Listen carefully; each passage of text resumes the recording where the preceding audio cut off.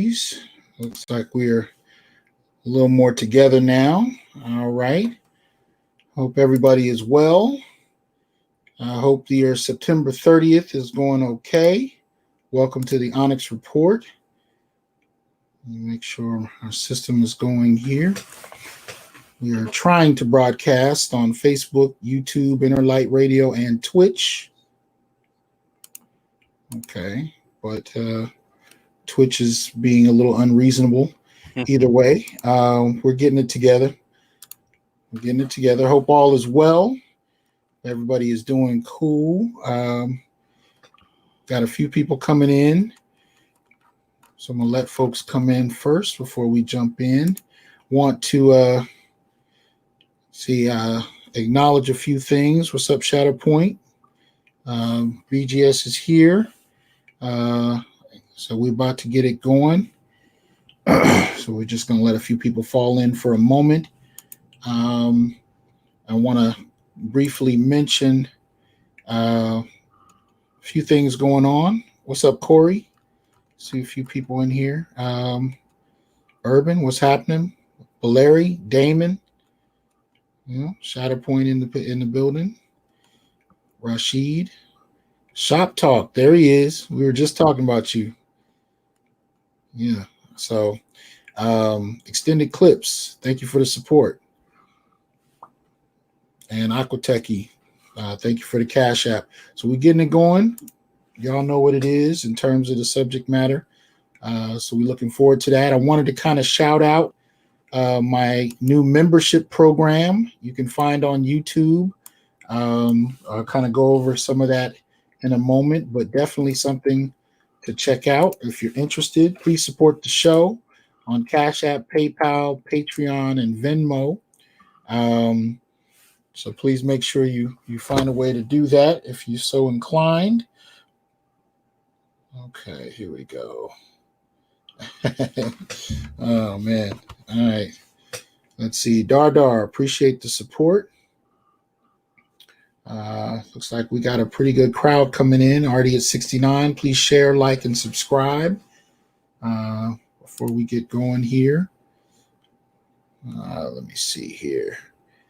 See, as soon as I say BGS, man, people come out the woodworks, man. See, if I don't have BGS on the show, I might as well be in here mopping the floor by myself. As soon as I say BGS. No, I'm just playing. Did they come to bury me or praise me? Nah, you get love, man. You get love. But I wanna shout out my new members. There, those who are joining the Onyx Report membership program on YouTube. There are a couple of different ways to go about doing that. Here, I will put some up on the screen for my viewers on YouTube anyway. So as you can see, Force Windu, appreciate that support. Always good to have the Force in here. But as you can see, there's different levels to the membership. We got the gold level, means you get shout outs in the show, as well as when we do a Q&A, you get priority for your questions. We have the diamond level membership. Those are for shout outs, Q&A question priority as well. And tonight we are going to start our first after show. It's called Onyx Report Office Hours. And as soon as the show is over, we'll probably do about an hour just for those who have signed up for diamond level or Onyx level membership. Diamond level, you get to engage in the chat, and Onyx level, you'll get pulled up on screen. Tonight, BGS was kind enough to agree to join us in that session as well. So after we get done talking about the archetypes, you can come in and have some straight dialogue with us about your thoughts and reflections. So again, that's for Diamond and Onyx level membership. Onyx will be pulled up on StreamYard if you so choose, and Diamond will engage the chat. And if you're already a Patreon film review member, you will also be able to access that private session. So that'll be right after the show. We will literally just switch from this one to that one, and that again is for Onyx and Diamond level membership.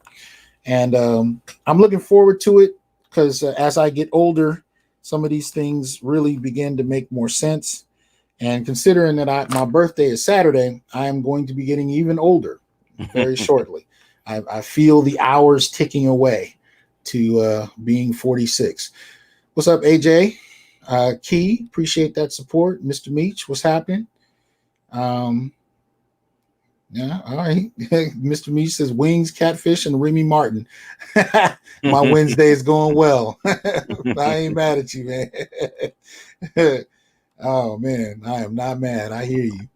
All right, so we're getting it going in here. So let me kind of move it on.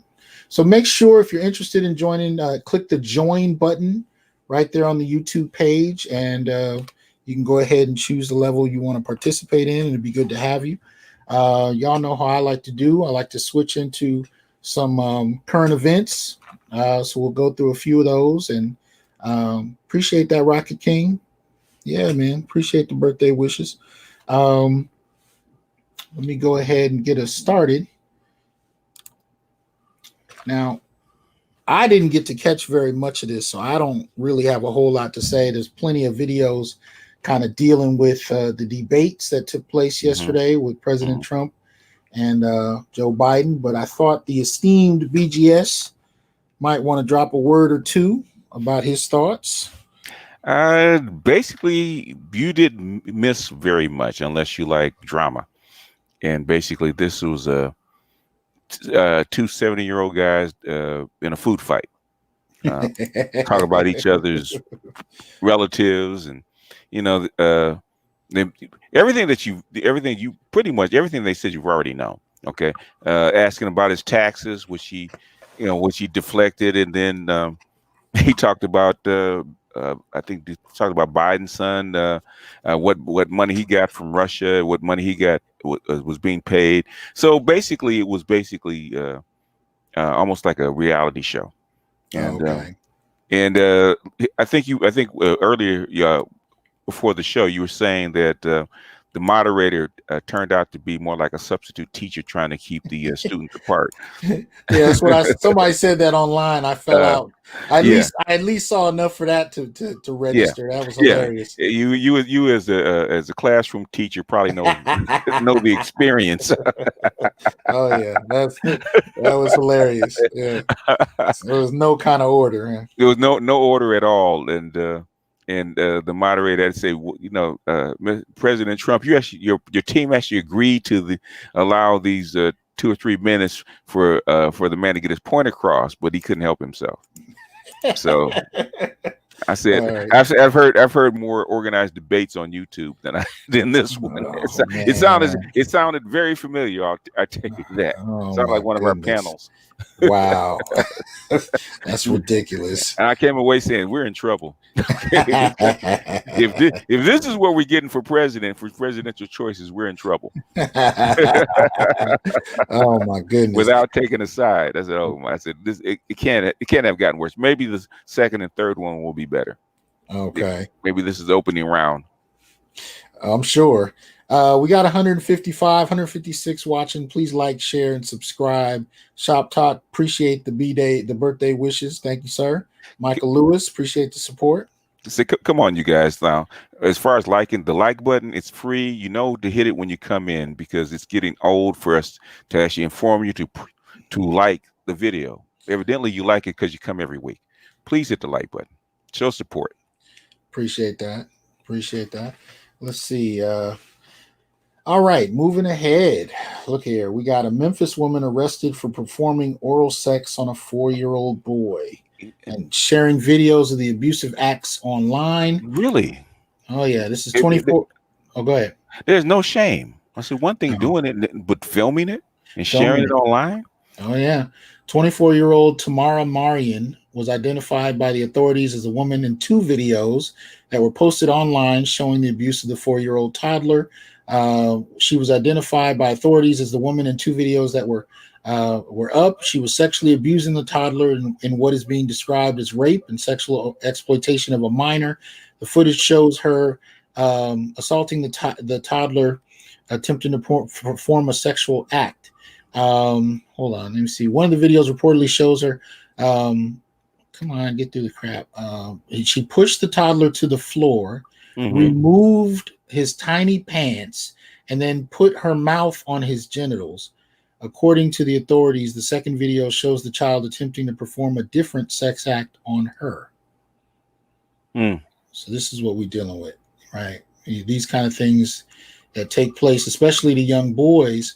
But again, boys are not only black boys in particular, are hyper masculinized and perceived to be older than they actually are in far too many cases. How much of that is going on here, I'm still waiting for other details to come out, but this is what we're looking at. So when we talk about the vulnerability of boys, this is partially what we're referring to, right? Boys being vulnerable to this degree. Well, I think black males are still seen as property. Oh yeah, and not human beings. So even little boys are seen as property. Oh, hey, Joe, Average Brother, appreciate that support. But yeah, Brandon, appreciate the Cash App. This is what we're dealing with, and this is the vulnerability we speak of. Next up, this was a clip that came, or an set of images that came across my page on social media that I posted up because, again, I've dealt with academics that refuse to believe that men can be abused. So I thought this interesting and informative to show in terms of what some men experience. He says, I recently got out of an abusive relationship. She knew damn well I wouldn't hit her back and took advantage of me. So the pictures you can see, his hand is bleeding, his ear is bleeding. He's got scratches on his neck, and then what looks to be scratches and whip marks and bruises all over his shoulder and chest for those who are listening in on Interlight Radio. So, serious evidence of the experiences some men have, even though they're often not believed.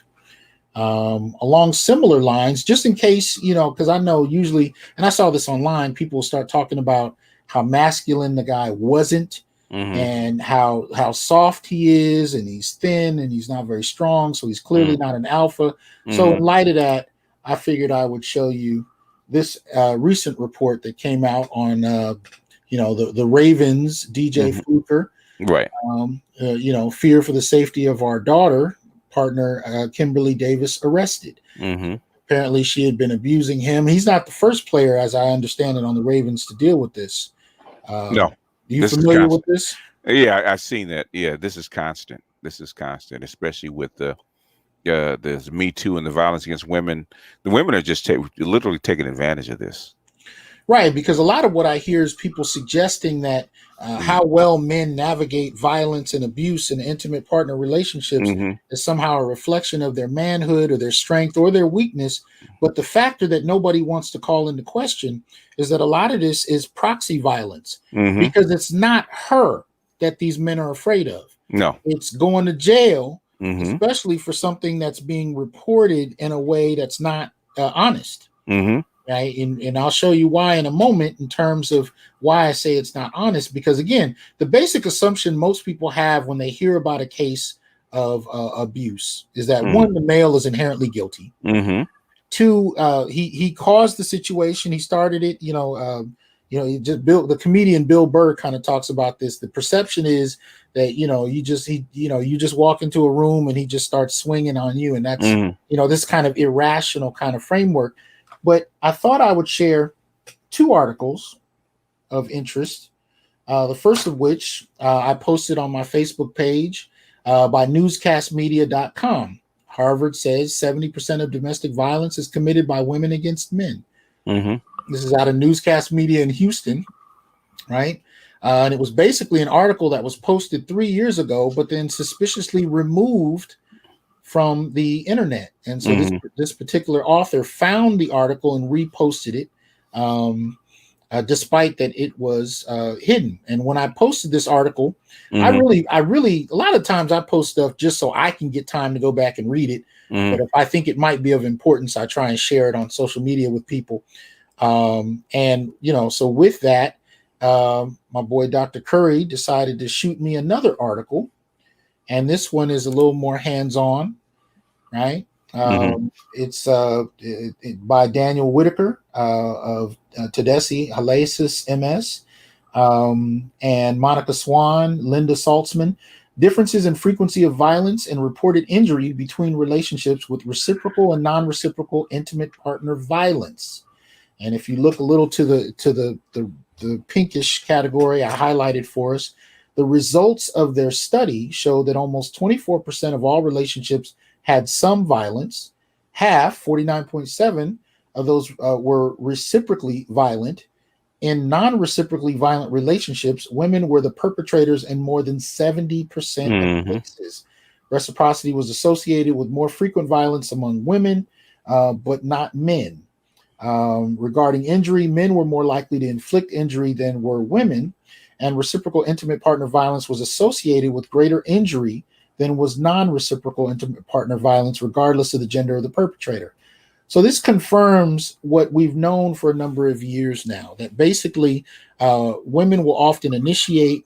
Men tend to do more damage. Women will tend to opt for weapons. Men tend to use their own hands. A lot of this comes down to strength in terms of the kind of impact that we're looking at. T Fitness, appreciate the support. Officer Faulkner in the building, appreciate the support, sir.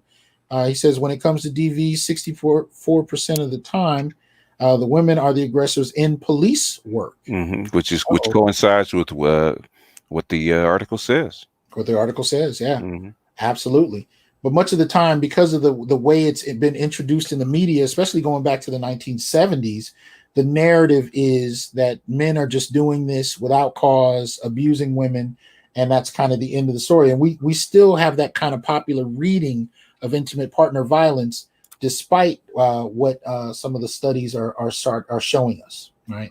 So, and what we're seeing here is a phenomenon that men know about. I don't know if I would say we talk about it enough, but we know about it.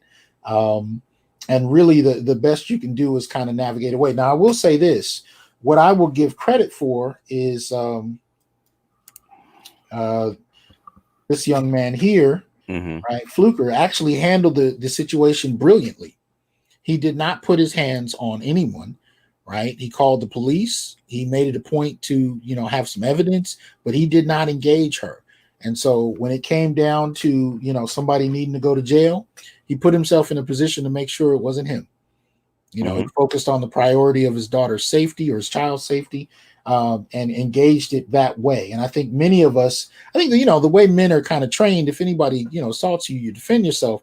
We reach a point sometimes of cognitive dissonance when it comes to defending ourselves against women. And some men will just say, well, I'll treat her like anyone else that assaults me. And we're not prepared for the legal backlash.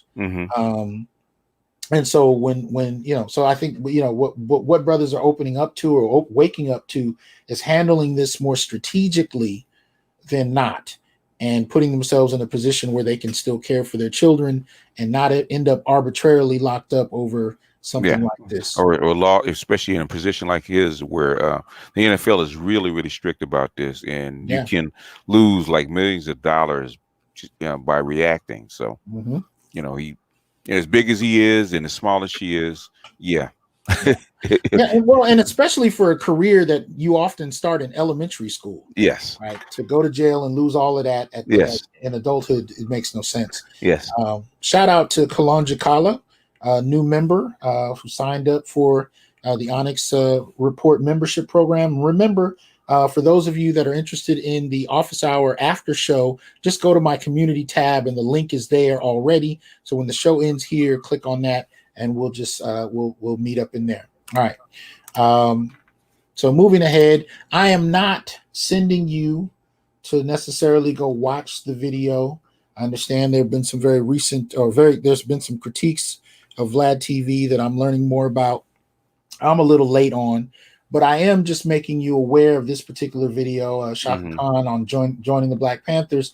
And she's being interviewed by the, not Vlad, but the comedian, what's the older sister's name? She escapes me right now. Luanell, I think her name is. Oh, Luanell, yeah.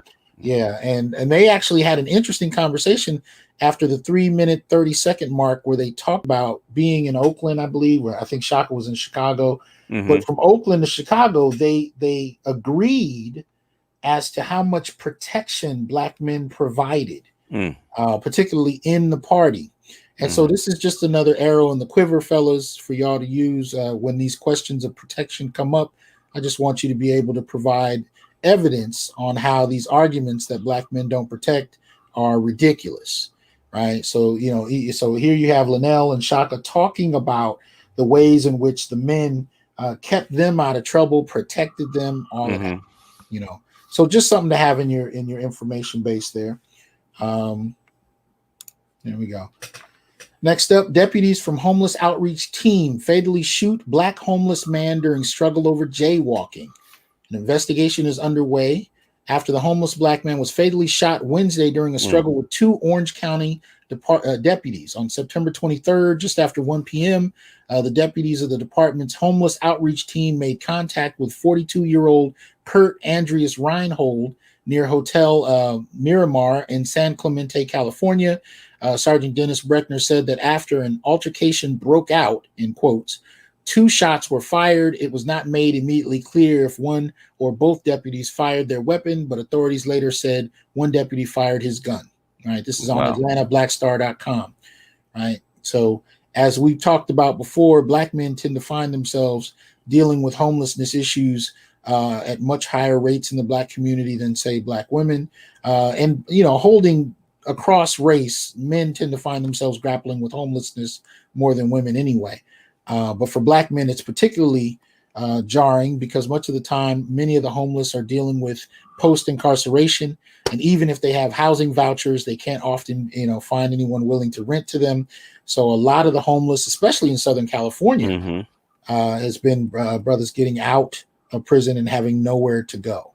And now we're talking about how this can lead to their death. And honestly, this has been going on. It's just rare we actually see a report that covers it. So just to kind of put that out there to let you know, this is what some black men are dealing with. All right. Next up, black man shot by police during traffic stop receives $80,000 from the city of Lawrence in Kansas. A black driver who was shot by a rookie police officer at a traffic stop is receiving an $80,000 settlement from the city. Akira Lewis claimed that officers used unnecessary force and that he was pulled over because of his race. Following the shooting, Lewis filed a lawsuit against the city, 2 officers, the police department, and the police chief. The lawsuit also alleged that the city and its police department failed to appropriately train and manage officers. The city has refuted those claims, instead holding Lewis responsible for the incident by maintaining that he acted irrationally and did not vacate his car when asked. So on May 29, 2018, 2 officers, Ian McCann and Brindley Blood, pulled Lewis over for violating a seatbelt ordinance.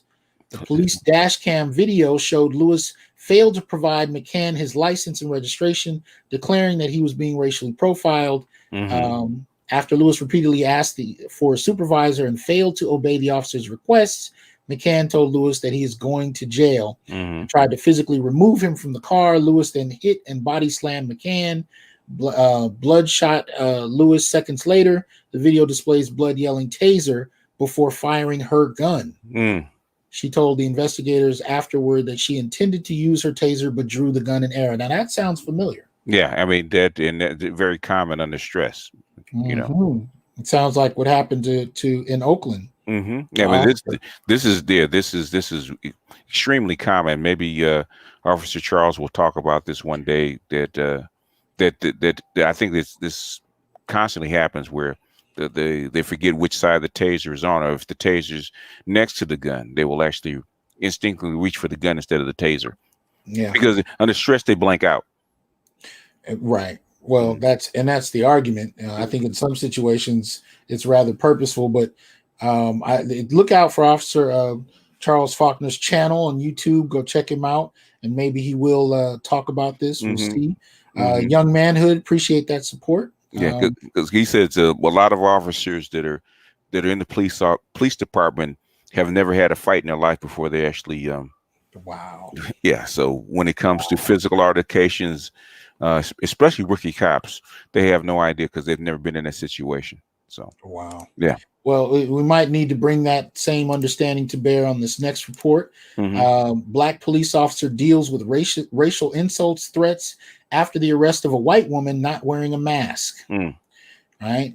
Black police officer is facing racism and verbal abuse after he tased and arrested an Ohio woman for refusing to leave a school football game because she wasn't wearing a mask as required by the school district. The incident was caught on video and soon vaulted into mainstream news. Logan police officer Chris Smith has received various death threats and racial insults since the arrest of Alicia Kitts. According to a captain with the Logan Police Department, the department's office is receiving more than 300 calls an hour concerning the arrest. Smith has currently been reassigned from the Logan Hocking School District.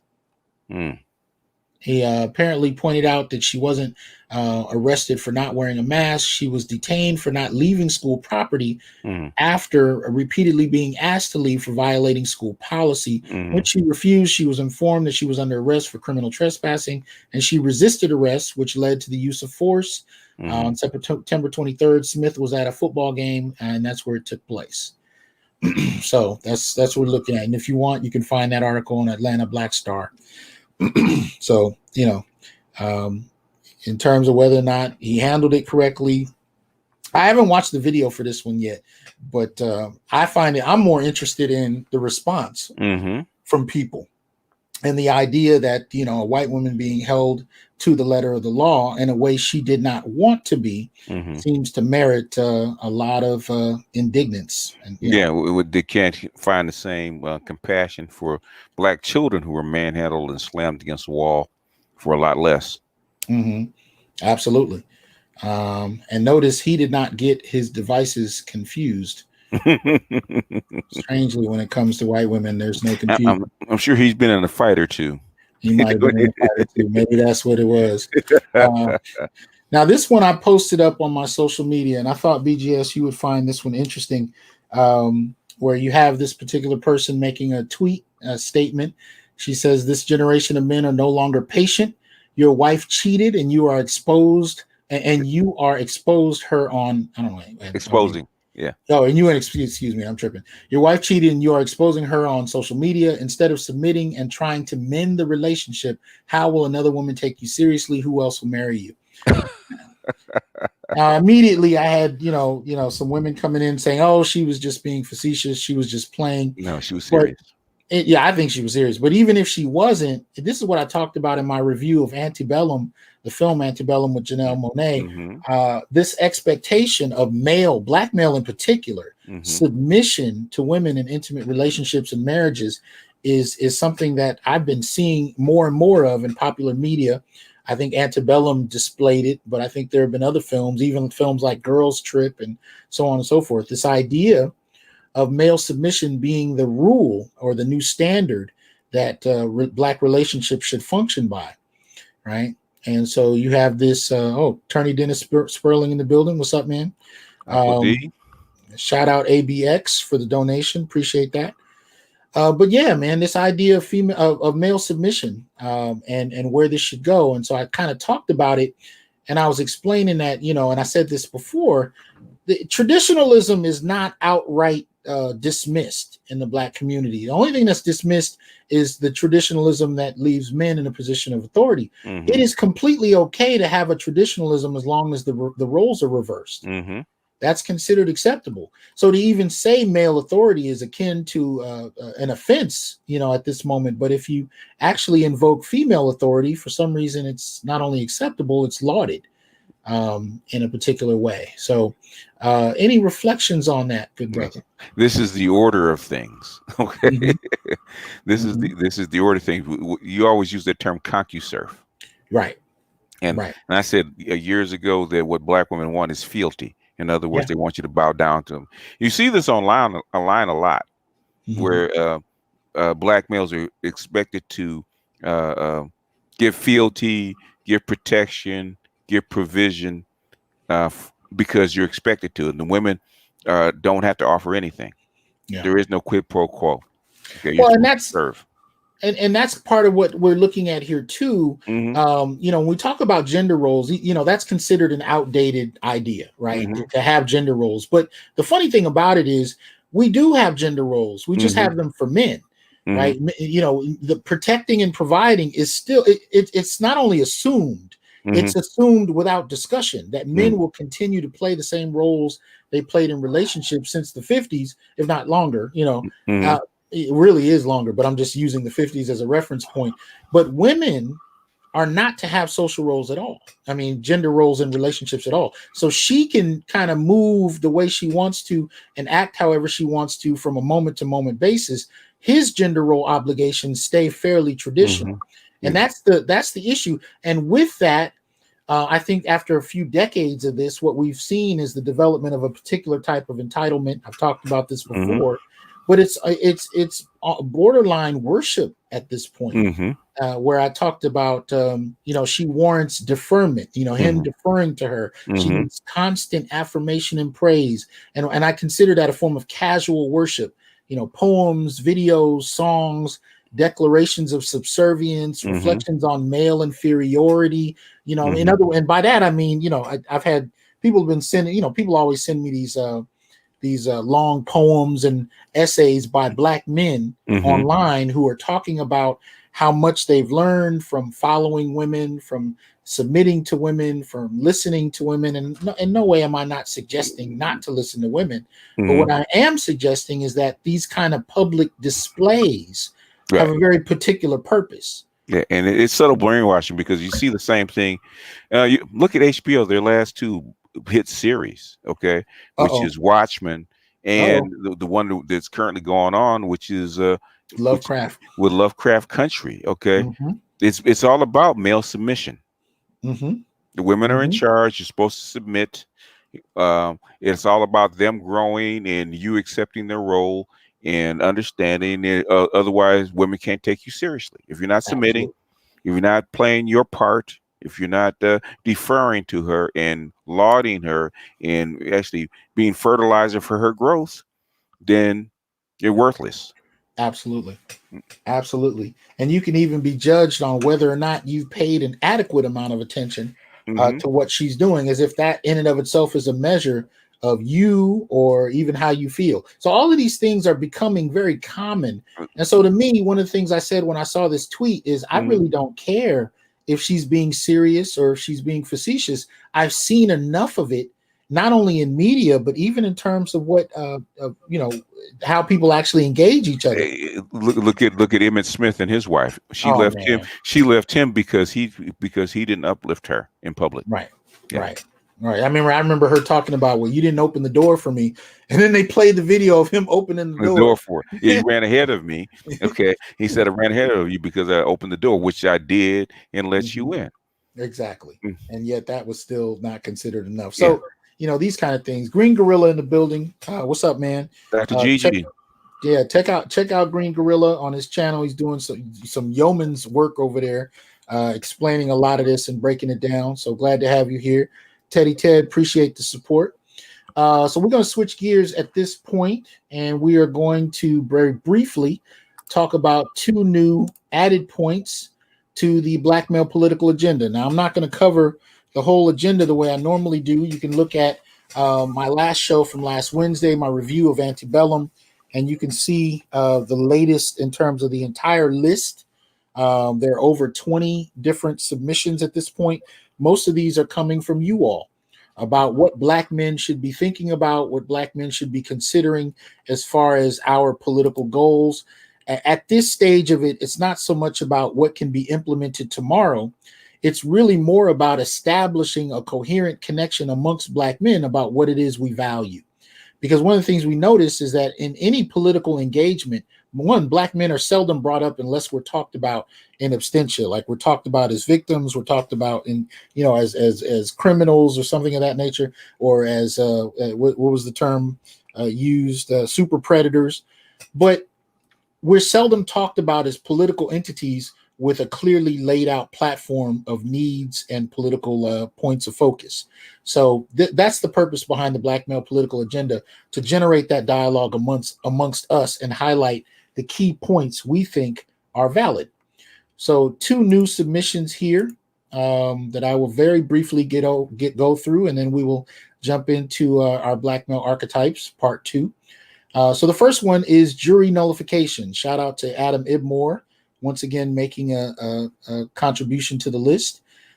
Jury nullification. He says, I think jury nullification disproportionately affects Black men, and as a result, 30% of the jury should be Black men. But when you break it down by ethnic group, Black, Caribbean, African men have a different experience with racism in this country than ADOS men. So when an ADOS man has to go before a jury, 30% of that jury must be of his peers, who would be ADOS men, which sounds very reminiscent of the Black Panther 10-point program in a way, but still relevant discussion in 2020 as it ever was in the late 1960s or 70s.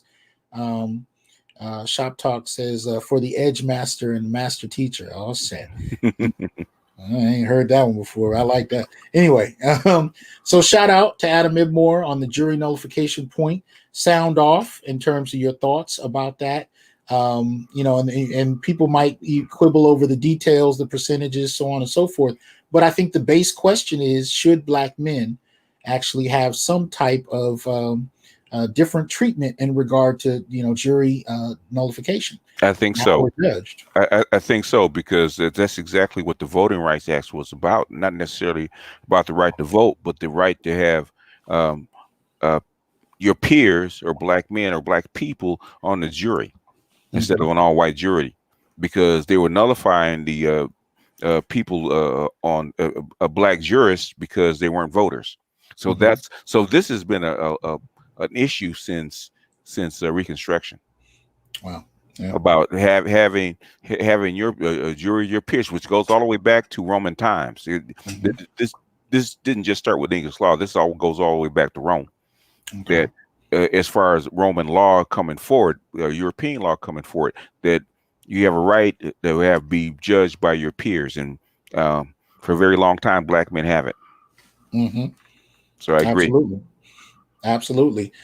The second one up has to do with reparations. I am a supporter of reparations, in particular. But this one actually proposes that Black men be considered for reparations on a slightly different set of terms, not only historical in a general sense, but historical in a more specified sense in regard to particular treatment, directed at Black males in particular. Somebody I know posted a video from Dr. Claude Anderson years ago that pointed out that Black men were the primary focus of the transatlantic slave trade, particularly in North America, up until about 1800. Yes. And that they only began to bring in Black women in larger numbers post 1800 to the Civil War, or a little earlier than the Civil War when they officially kind of stopped. But this time period prior to 1800 was almost entirely fixated on identifying men in a very targeted manner. If you read the book, the American Slave Coast, it was actually Thomas Jefferson and the governors of Virginia and South Carolina. They actually wanted more money for domestic slaves because they were actually, the tobacco had kind of stripped the earth, and then basically they couldn't grow very much in that land anymore. So the only thing they really could grow was actually people. So Thomas Jefferson actually imported more Black female slaves starting in 1780, and actually he's the one that actually proposed the end of the African slave trade, or African slave trade coming to the Americas, because he wanted more the internal slave trade, the internal domestication of slaves has to be worth more. So in other words, yes, they canceled the African slave trade, but the thing is, they started bringing in more Black women to actually produce more stock, more slaves. And that's when you began to see some of the breeding farms really begin to boom in number. Absolutely. Right. We got Commander Gore made a statement about tax exemptions. So go ahead and type up your thoughts and send them to me, and I will add them up to the list to be discussed. Yeah, there would be no capitalism. There would be no modern Europe without the slave trade. In fact, most of the money that money, silver, goods and services that was generated by Europe was a direct result of the lands that they slaughtered the Native Americans for, and the Africans that actually made that land worthwhile. and that's going well into the 1960s. It didn't stop, in 1865, well into the 1960s. In fact, there was I think you posted a story where there were still people locked in slavery on a sharecropping farm in the 1960s that they couldn't leave. Well, and I also pointed out that article title was misleading. It said the 1960s, but the author acknowledged at the end of the article that it's still going on. So in 2020, this is still happening. And this is, I pointed out that article in the very same video where I reviewed Antebellum, because Antebellum kind of positioned it as, oh my God, what if this is still happening kind of thing. And that we already have a documentation that it is. The article itself, the author actually interviews people who escaped recently. So she's not talking about people that escaped back in the 50s or 60s. She's talking about people she knows very recently. And I myself gave a story on there about a student that I had some years ago whose own, she and her father went to a plantation that his grandmother used to work on, and there were still Black families who were the descendants of the families that were there when his grandmother was there. So he's in his 80s, and he's talking about visiting this place because it was where his grandmother used to be, and there are still family descendants there to this day who were not aware that enslavement had officially ended. So that's definitely a current thing. Shout out to Coach Ali's Corner for the support. Thank you. But beyond that, also looking at the very particular types of brutality we experience, the majority of lynchings, directed at the Black community, were targeted very purposefully at Black men. And the majority of those lynchings also had a sexual component that had to do with the violation of the anus, the penis, and all the. So that was a frequent feature. And it isn't to say that Black women didn't experience this, but it is to say the overwhelming number of cases that we are aware of and have documentation about were Black men. So Black men were targeted.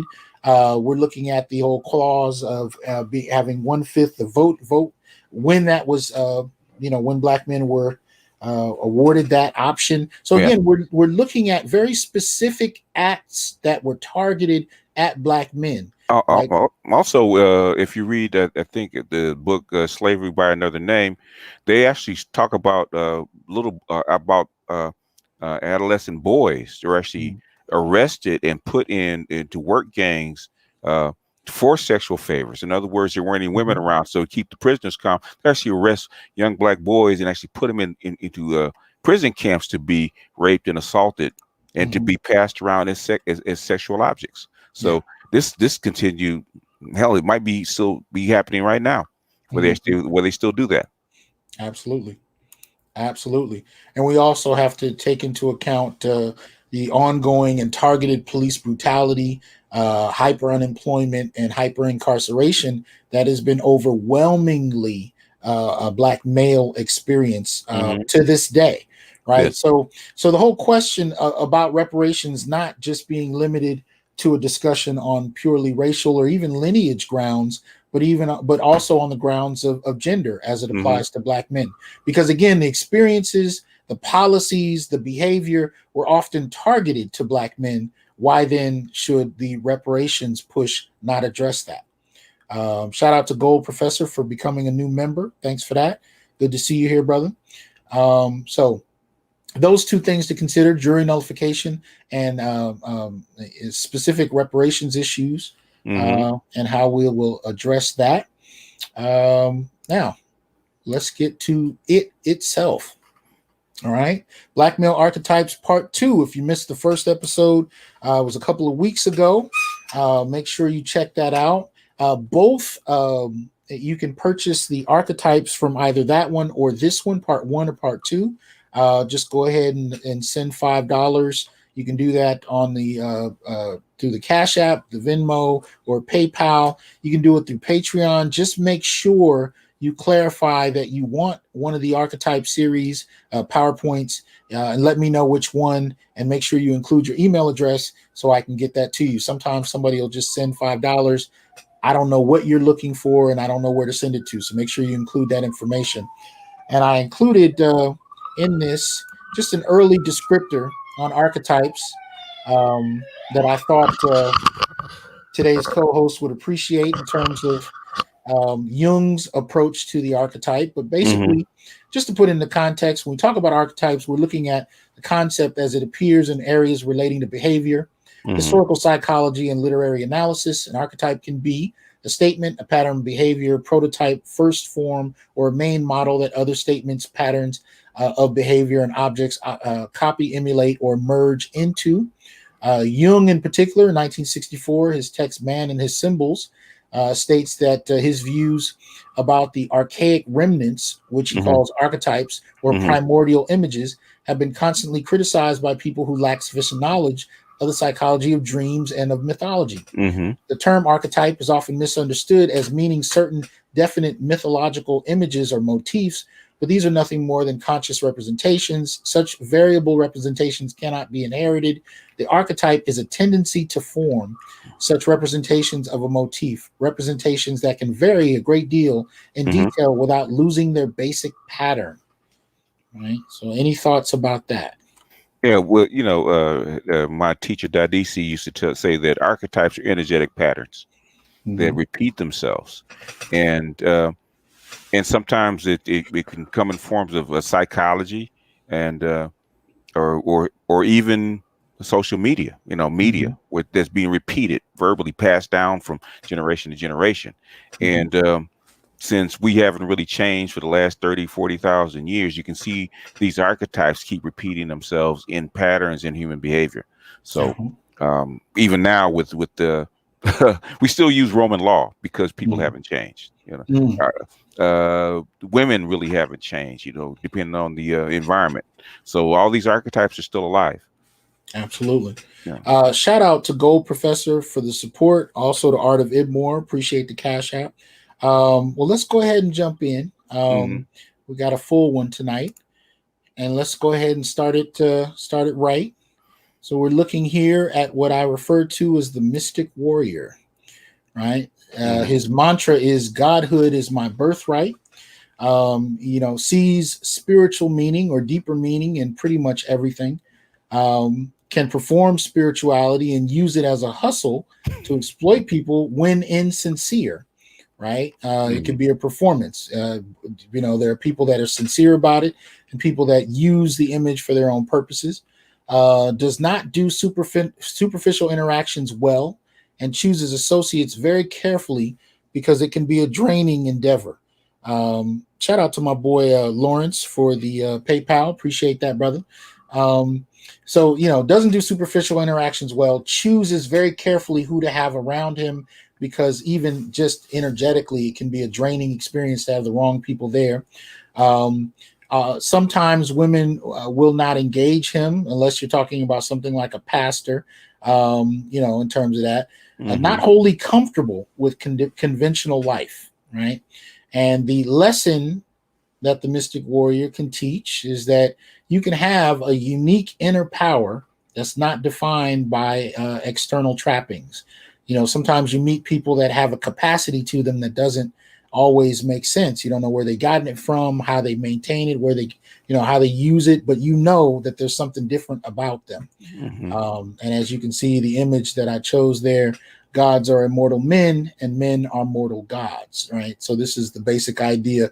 Now, one of the reasons we have the esteemed BGS, aka Robert McCall, the equalizer, on here with me, is not only to help me break down these archetypes, but also to kind of let us know how they match up with his concept of the Octane series, which, if you're not familiar, go to BGS IBMOR's channel on YouTube, and you can do a search for the Octane series. He has them for men and for women.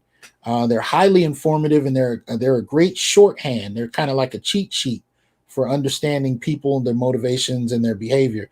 Go ahead and chime in on this, sir. Okay. Normally, if I was to put these in Octane, normally you either see them either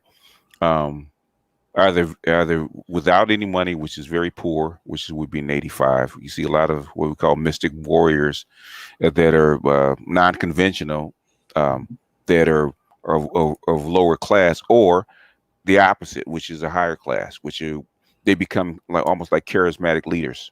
They've been actually attract a lot of wealth and people to them. So Normally, you get a mystic warrior from people that have had a very difficult time in life, whether in childhood or even adult life, where they take a different path. They Mhm. spin off and they kind of leave the mundane behind and have to find, but forced to find more inner strength. And like you said, it can be exploited. We see it all the time, especially in the Black community. It's been exploited. I'm not going to mention the names, I'm not going to mention the names, and names. Right. you can sometimes, you know, if they're a little bit uh, more educated, more well off, they're writing books and doing seminars, and if they're not, you can see them on the corners with Mhm. different kinds of clothing and head wraps. But Yeah. Yeah. And it's but yeah, interesting it's because very common. this is one you can see on the street corners all the way up to the Mm. mega churches. The mega You know what I churches, mean? yes. You can see those who strike you as sincere and those who strike you as Mm-hmm. exploitive. So this one is actually a lot more significant than people might think Mm-hmm. because it covers a lot, and there's only so much I can include in a slide in a discussion like this. Mm-hmm. But I mean, this one could be, incredibly inspirational or Mm-hmm. highly exploitive and Exploitive, problematic. yes, And yes, it all yes. depends on the quality of the person you're talking about. Yes. Mhm. Yes, and basically, when they do get popular, especially the ones that come from, I would say, the lower classes, that's when you see the exploitation, because I would say because they've never had power before, Mm. and if they become charismatic, then they attract people to them, and yeah, sometimes they Well, can get away from you. but see, and that's a double-edged sword because with spirituality, difficulty can also breed, a whole different level of consciousness. Like if you Mhm, look at somebody like Malcolm, who comes from nothing, materially mhm, speaking, mhm, his poverty actually, by the time he mhm, begins to achieve some notoriety, mhm, he turned down millions at a mhm. particular point. Right. So with these kind of people, it can really go either way. Mhm. In terms of where that goes, and even their past experiences can go. But people are already shouting out names in the comments. You can see this is one of those things, man. People already got folks in Oh mind. yes, yes, sir. That's why picking pictures for this is sometimes a political thing because I can tell you some of these I had somebody in mind, but I was like, nah, No, no. I'm not gonna put them out like that. What it said, not the venue. It's not the venue, This man. is a positive show. We're trying to keep it positive. Right. So you put in who you want to put in, Yes, but I think on every level, from like you said, the street corner to our yeah, personal relationships to yeah. people we see on TV or the internet, everybody has someone in mind that fits this model on one level or another. Which is why in the past this kind of knowledge and access was actually um, save for the few that have been vetted and had come through a certain system so that they wouldn't abuse this kind of power. But now, since you have the internet, you have social media where the knowledge is actually widely available, now you have people that will take advantage of it, that haven't been vetted, haven't Mhm. come through a system, haven't been indoctrinated so they wouldn't take advantage of it. So I have a text that came in. It says this type of street mystic brother is all over YouTube. Some with mysterious accreditation and degrees. He oh said my mysterious. goodness. Mysterious. Yeah, I mean, usually my rule of thumb is if it takes me longer than 2 minutes to see where you got your degree from, there's Yeah, a problem. yeah, there's a problem. Yes. But anyway, Yeah. in this era we live in, information should be readily available. Yes. All right. So moving forward, the silent deal maker. Right. His mantra is, "Look what I'm doing for you. When will you pay me back with respect and affection?" So this is a guy we're talking about who's in intimate relationships and will tend to do things for the woman he's with without clearly stating his needs, his boundaries, things of that nature. He does things for her in hopes that she will return his love and affection. It can be argued that it's not coming from a place of love and affection, but a place of deep need and pain. But nevertheless, this is not somebody that articulates his needs well. So as you can see in the bullet points, makes unspoken deals for what he wants, but doesn't articulate, often insecure, tends to explode or implode when she does not reciprocate, to what he has not explained he needed. This was inspired by the text "No More Mr. Nice Guy." If you haven't checked that out, Right. look at that. But this, and a lot of people do this. It doesn't mean that this has to necessarily be your entire personality. But I find women do this too. But it's really this kind of under the table, wishing kind of thing. We've been taught that it's automatic. If it's an understood, it's supposed to be an understood nonverbal contract that if I do this for you, then automatically it should be understood that you're going to do X for me. And we've been taught that. As you know, I'm sure as your mother probably didn't tell you outright, but suggested it. Right. I got GC in the comments. He says, AKA the simp. Right. Now, see, that's the thing. If I just say that, we go to a certain understanding, but this is a little more subtle because it's not necessarily simple, because a lot of men get married to women and do things, and then expect there's a certain expectation that a girlfriend's supposed to provide for you. And that's the way we've been taught, that if I provide something for you, and I'm supposed to get a return. And if I actually explicitly say that, women actually get upset that, what do you think this is? This, I'm not for sale, or it doesn't work this way. And I think they like that because it's plausible deniability. I hear that all the time. I see that plausible deniability. Yeah. But the other part to this too, though, is on a wider scale. A lot of us have done this kind of thing, because since the 1980s, and I talked about this on Kevin Smith's show, we were told that we would be loved if we made six figures. Yes. We were told we would be adored, we would be supported, we would be appreciated if we were over 6 feet tall, if we, had experience in the boardroom and in the street, if we protected, if we provided, if, we were given a list.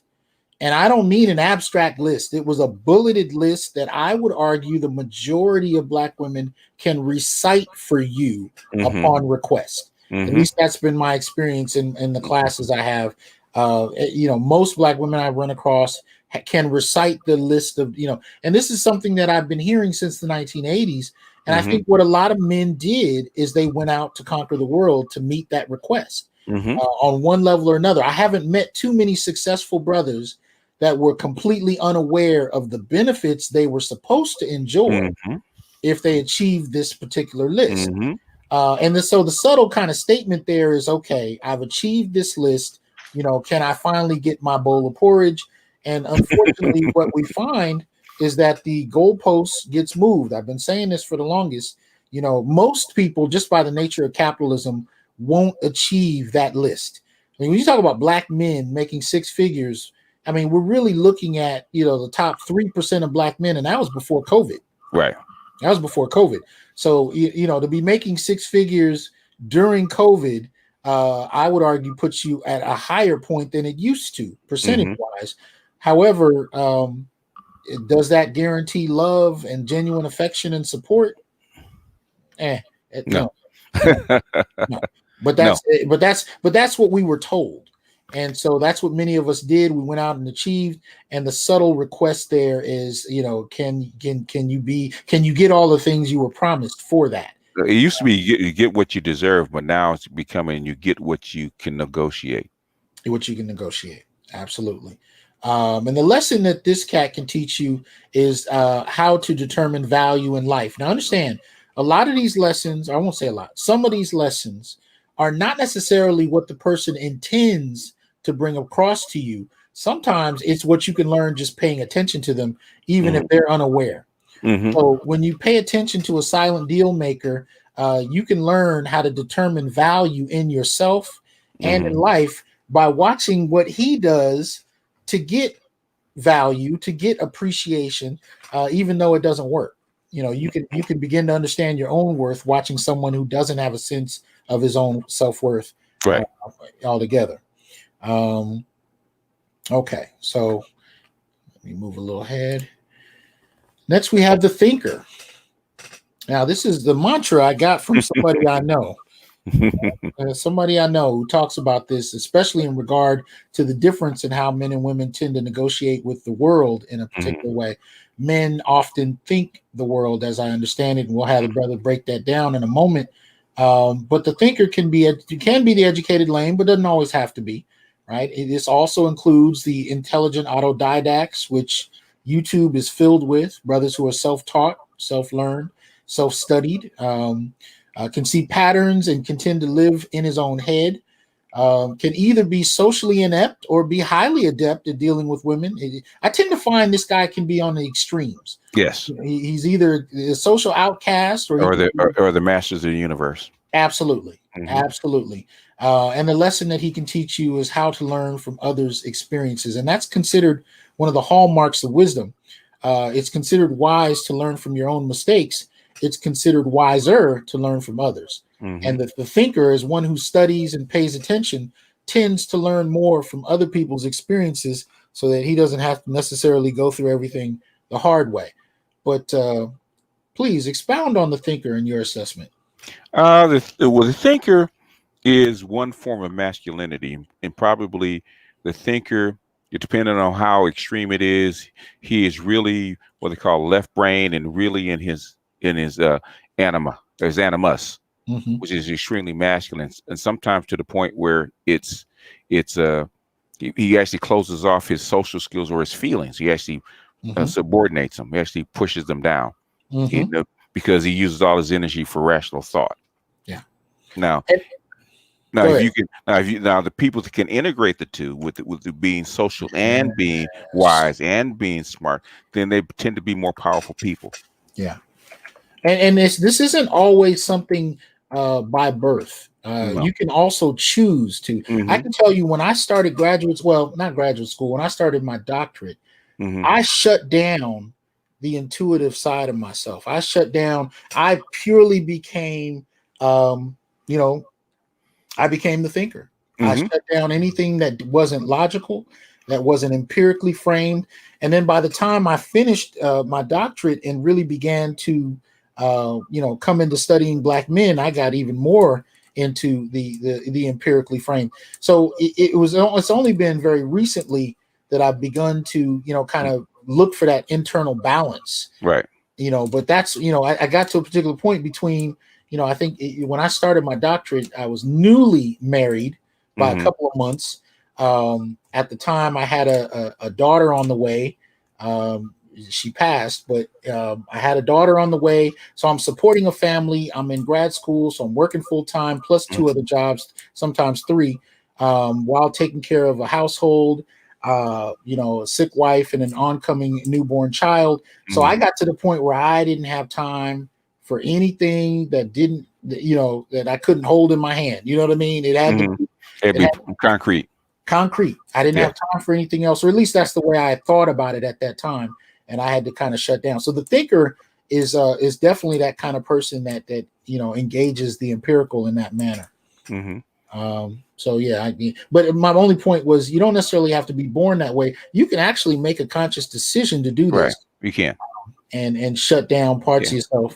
What you don't feed will be diminished, and what you do feed will grow. And it's part of the problem of the thinker. Yeah. That's why they call them educated lanes, because you can't, even if you were socially competent earlier, but if you concentrate on just the concrete and the empirical, you can become socially non-adept. Right. Because you kind of start to lose contact with that side of you. And Mixed Night Fool is right. He talks about, at least if I'm reading him correctly, he says masculinity or femininity. I may not be understanding exactly what he's saying, but the internal masculine, the internal feminine, yes. The ideal goal is to have balance. You have to have balance, yes. Yeah, but in times of duress, we tend to, and that can even be, in terms of any type of conflict too, because what I was dealing with was a particular type of conflict. But even if, you get to the point where you're in a physical confrontation, sometimes negotiation and diplomacy, and sometimes when it becomes clear that's not working, I don't mean to suggest the thinker is inactive. I mean to suggest this is somebody that dives in. and basically the whole society has shifted from the internal thinking or concrete into the more of the feeling and emotional and non-concrete. Mm, That's the way children are taught, because even the young men that I engage, um, they deal in a lot of non-concrete thinking, mhm, non-rational thinking. They deal mhm. more with how I feel. In fact, the language that they Oh yeah. use, instead of I think, Oh yeah. it's always I feel. I had a lot of people come after me a couple years ago because I made a similar statement. I said, I noticed in the last decade, I've Hmm. had more students, male and female, answer questions in class with I feel. Yes. And so immediately I had people, what's wrong with feeling? You hate feeling? What's wrong with I said, Hmm. no, it's a problem if the conversation is about what we read yesterday. And instead of Hmm. telling me about what we read and what you think about it, you Hmm. want to tell me what you feel, which in many instances is used as a deflection from the point that you didn't read. Hmm. So but feelings, in especially young men, I started to notice, I started to hear way more of I feel than I think. Yes. And that began Yeah. to, trip me out. Yes. Okay. All right. So moving ahead, we now have the hater. And I Mm. thought I'd have a little fun with this because as soon as I thought hater, I was like, where else can I go but Dave Chappelle? you know, I, I had to take it to the pimps, the haters. That was a hilarious skit. If you're not familiar, but nonetheless, the mantra of the hater is, I hate that you're doing better than me. Mm. This can be somebody who befriends you, somebody Hmm. who you are close to, somebody that does not reveal how they actually feel about what's going on with you. Especially in terms of your own successes. So this kind of person can be right next to you. It doesn't always have to be someone that hates your guts. It can be someone standing right next to you, Hmm. feeding you with poison about your own accomplishments and what's going on in your life. Hmm. So this person tends to live in jealousy and envy, no matter what he has. And this is interesting. I don't know if you remember. Well, there's been a couple movies on it. What's the name of the book? Goodness gracious! It's about the gentleman who was locked in prison for years and then finally gets out and goes Oh, out. the Count of Monte Cristo. Count of Monte Cristo. Thank you very much. The most recent film on it, I really enjoyed. It was played by the same guy that played Jesus in that Mel Gibson flick. But anyway, Hmm. there's a point in there where his best friend, as Hmm. anybody that's read the book or seen the story, his best friend is actually wealthy. Hmm. And really, when his life starts to get a little better, right? He gets a promotion at work. The woman he loves, Hmm. he's gonna propose to her. His wealthy friend is jealous of him. Hmm. He wanted this woman. Yeah. But he not only wanted his woman, he really wanted everything that this other that he had. I don't want to get his name. I forgot his name. Hmm. But that kind of dynamic is what I'm ultimately talking Yeah. about. I think it was Edmond Dantes, if I'm not mistaken. Dante's there. Thank you, Edmond Yeah. Dante's. Yes. Hmm. And so here he has this wealthy friend who has everything in the world, owns property, is wealthy, and he's relatively poor and just has a little job working on a ship. But just the slightest things that go well from him, and his best friend is jealous of him despite how much he already has. Right?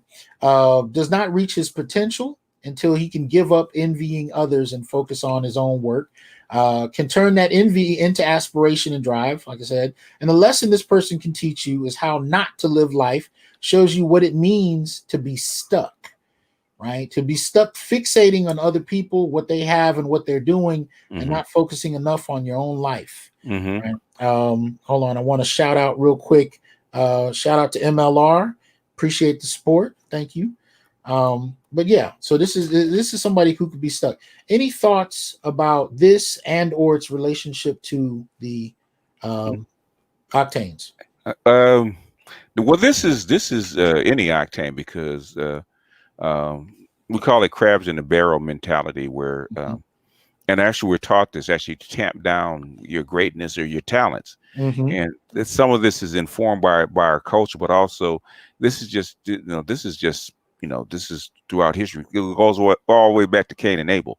Mm-hmm. Someone has something that I want that I can't have, and it's innate to them, Mm-hmm. and we will either tear them down or destroy them sometimes. And this is throughout all classes. This goes from a street dude, which two homeless people fighting over a cart, to billionaires like Steve Jobs and Bill Gates. Absolutely. They're bitter enemies because they were jealous of each other. They were rivals. And so it still happens. So this is as old as time. The hater is which we call Cain. Cain is the oldest time. Well, shout out to Samuel for the Cash App. Appreciate the support, sir. Shout out to Chain Breakers. Thank you. Chain Breaker, excuse me. But the thing about this too that I think is interesting is when you talk about hating on this level, damn it, where'd it go? I don't. The thought is about to jump off. You can't enjoy who you are and what your success if you're constantly wanting somebody else's because you're never satisfied. Well, yeah, and I remembered. I apologize. But when you come from a community like the Black community that has no inherited wealth, which is the majority of the way wealth is distributed, is inherited. We tend to have no inherited wealth. We tend to not have any capital, especially in terms of starting businesses, that kind of thing. When you see somebody achieve a great deal from a context where most everybody around you doesn't have much, statistically speaking. I mean, obviously, if you grew up in LA or whatever, you've seen people with means, but realistically, across the country, we are a community that is definitely lacks wealth. And so when you see somebody achieve and come out of the same circumstances you did, right? You can see what kind of thing inspires the hater, right? It's a lot of jealousy, but it's also a lot of insecurity about how others can do more with nothing than you have, and sometimes they personalize it in a way that doesn't need to exist. It's not always that somebody was just some kind of genius that made something happen. Sometimes it's circumstances, luck. It's writing, blind luck, having the right idea. Sometimes it's being in the right place at the right time. It's not necessarily people's success is not, as much as we like to say. Right. In capitalism, we like to say people are successful because they came up with a brilliant idea and they went out and made it happen and then became a millionaire. No, sometimes you're just lucky as hell. And some of the most successful people we know of started out in families that were already well-to-do. You know what I mean? If you look at Jeff Bezos, this is not somebody that was homeless on the street and had a great, how many poor people I know that have a great idea, but don't have the means to make it happen. And end up working a job the rest of their life. I mean, that's actually more normal, or in terms of what most people deal with every day than the alternative. Shout out to Seventh Coast Dojo for becoming a new member. So what I'm saying is, the hater internalizes this and see when he sees others do well and makes it about his own inability, when in actuality there are a lot of reasons for success. That don't necessarily always have to come back to your personal issues, but nevertheless, you still got to get out and make it happen and focus more on what you're doing than what others are. Yep. In terms of that, so there we go with the hater. Next up, we got the hustler, and this can actually this one and the next one is actually what can inspire the hater to hate. The hustler's mentality is, or mantra is, I got to make it happen no matter what. Right? Got to make it happen no matter what. He's a developing CEO, so to speak, in the best of circumstances.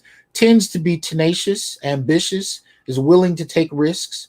Often, starts with no capital. Having to start from scratch. Right. When mature, makes his environment work for him. The whole mantra about working smarter and not harder, right? But the lesson he can teach you is the value of time and effort. If you are somebody, I mean, even Steve Harvey, likes to talk about, what well-to-do people do and how successful people do, and they don't tend to sleep a lot. I remember him making a statement about that. Yes. There's not a whole lot that I agree with Steve Harvey about, but I will suggest that when I have seen people successful, and no matter what level, as a matter of fact, when I've seen them successful, most of the time they tend to have a focus on the world and about the value of time and effort that others don't. Yeah, exactly. While you're sleeping and relaxing, they're figuring out new ways to push the boundaries of their own lives. And that can be an invaluable tool. But any thoughts about this one, sir? Oh, yeah. The hustler. Now, I think that the term nowadays is that they're borrowing it from the mud sill, is getting it out of the mud. In Mm-hmm. other words, Mm-hmm. they're going to succeed by any means necessary, and they won't stop till they do it. So they're constantly on. Um, they're constantly grinding. They're constantly looking for avenues. And the thing is that what what this actually identifies is their willingness to take risks. Mm-hmm. Okay, Mm-hmm. they're willing to if they see something, an opening, an opportunity. Um, the hustler doesn't hesitate. Right. Mm-hmm. A lot of times with most people, they see an opportunity, they'll sit back and they'll say, well, maybe if the situation is right, and like they have to line up their, all their ducks in a row. But the hustler doesn't. It's immediate. They see an Mm-hmm. opening, they strike, and Mm-hmm. then, and they'll keep striking until one of them hits. Mm-hmm. So this is the epitome of a Jay-Z, the epitome of a I can't remember his name from out of New Orleans. No Limit. With Oh, okay. the Dr. Dre, the Mhm. Ice Cube, that's the epitome. They see an opportunity, they don't hesitate, and Mhm. they keep working this plan until they actually make it, Mhm. and that's a very noble quality. It's the same. It's the same quality that you see in tech with the CEOs, as a Bezos, as a Gates, as a Jobs, as even even Michael Dell, who sold the computers out of his dorm room at the University of Texas. Okay. Mhm. That type of get it out of the mud mentality. So Yeah. it's not just a black thing or poor thing. Mhm. Basically, it happens, for all successful people. At some point, they can actually point to where they saw an opportunity and they just, basically they dug in and they got it. Mhm. Shout out to Officer Faulkner becoming a member, the Onyx Report program. Good to have you, brother. Master P is who you're referring to. Master P. Yeah. Thanks, Reginald. Appreciate that. All right, we got people in here from Canada. All right. Okay. So now as far as the hustler did the relationship with the octanes? Did you say? Oh, these are baller level people. Okay. These are baller level. These are 100 octane baller level people, and then their lifestyles reflect that because they're highly driven. They're highly motivated, and even when they have fun, they do it to excess. So, Well, but think about also. I mean, you got the cats that are selling incense. With mhm, High Scholar, appreciate the membership, sir. mhm, But you got the people selling incense. You got the people grinding at night, going to communities, college, taking mhm, care of kids. But mhm. they may not have a traditional kind of job, but they're Right. out there doing a lot of different odd it doesn't always lead to Jay-Z kind of results, as we No, know. But no. Well, um, that's those are the obvious examples. I mean, you have people mhm. that have people that make $1 million a year, 150, $200,000 a year selling hot dogs. Oh yeah. Oh yeah. And And I that's know of such people. and you've just highlighted a whole nother area to that too. Unconventional thinking. Hmm. You know what I mean? Because if you say I'm selling hot dogs and people might look at you a certain way, Hmm. but you mess around and say you selling hot dogs and you made 300,000 last year. Hmm. Yeah. Uh Yeah, I know. I know. I interviewed a man that didn't have an education, mhm. didn't work a corporate job. He said that he made $400 a day, Mm. basically parking himself in his little detail kit on a certain corner where rich white people would drive by, and he would basically make $400 a day cleaning their cars for like $5 or $10 before they went to work, making sure that it was, Wow. yeah, he would make $400 a day. Mhm. And if you total that up, that's $100,000 a year just Oh doing yeah. that. That Oh yeah. just seeing the opportunity and seizing it. That's the hustler. Yeah. And my stepfather, who you were kind enough to do a show about years ago, Hmm. he shined shoes. I mean, prior to that, during the recession, he was collecting metal Hmm. around, collecting metal and bringing it in. But the thing about it is, in his blood related family, he was the only one that owned the house. Hmm. You know what I mean? He was the only one that people came to when they had Hmm. needs. They needed help. And here he is collecting metal and shining shoes. You know what I mean? So people would look at him and just assume whatever, but he was actually doing fairly well, doing better than people around him. Yeah. So, what I tend to find is the hustler tends to be not, unconventional in their approach. Right. And yet that, because they understand that can lead to something. So next up, we actually have the CEO. This is the pinnacle of where the hustler is actually leading to. Absolutely. Right. Whose mantra is, I run this. Right. Strong, tends to be strong, smart, and enterprising. A leader at full maturation, doesn't tend to follow others. If beneficent, can help a wide number of people. If malevolent or self-absorbed, can hurt large numbers of people, even indirectly. But tends to have an impact one way or the other, right? And the lesson you can learn from him is that he can teach you how to determine a path and build. And one of the things my father used to teach me consistently, and shout out to Bennett for the Cash App. He used to teach me when I was young about it was two things: setting priorities and following something through to its completion. And he used to tell me how these are two essential skills for a man. You know what I mean? And so he would just drill that into me over and over in the years. What are your priorities? And are you being consistent and driven about accomplishing them? And so if I started a task, he wouldn't let me finish until I'd finish. He wouldn't let me quit. You know what I mean? He was always big about that. He didn't care what it was. But again, he, setting your priorities and following through. The CEO is the culmination of that. And so when you see that, usually, especially if you see people who've been grinding for a long time, right? They've been like a dog on a bone about one particular thing for a long time. And when they finally, kind of break and you see how they've succeeded at that thing, it reminds you of the importance of being adamant and tenacious about what you're doing. But any thoughts about this in any relation to the octane? Oh, this is the Uber 100 octane. This is the jet set. This is the top level of what we call the baller. Okay, the baller 100 octane class. This is the guy. If you're the CEO, especially at this level, this is the guy that can actually rent a private jet and take a weekend. In a different country. So. Like I said, this is but it also people with this mentality also tend to do these kind of things. So you have people that not quite at that $1 million level, even $100 million level. They could actually, but they have this mentality that actually have the mentality of the CEO, right? And the importance of grinding, the importance of actually investing, and the mentality of how to make money, but also how to run things. So yeah, absolutely. Oh, okay. Next one up. I went the other way. There we go. The Eternal Father. Now, this is a variation on one of the ones we talked about in the last one, and one of the members of the comments made. We began to have this conversation in the first show because we were talking about the Eternal Boy. It was kind of who had a Peter Pan syndrome, and one of the things we started to talk about even in the last show was the way in which some people are the direct opposite of that. Some people, despite how young they may be, have a quality about them. They have an old soul. An old soul, as they used to say. Absolutely.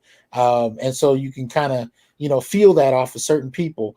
And again, despite age, they could be 18 years. And I remember people I used to go to school with, that were driven and focused and mature. And I'm like, how are you 16 talking about, talking like you're 30?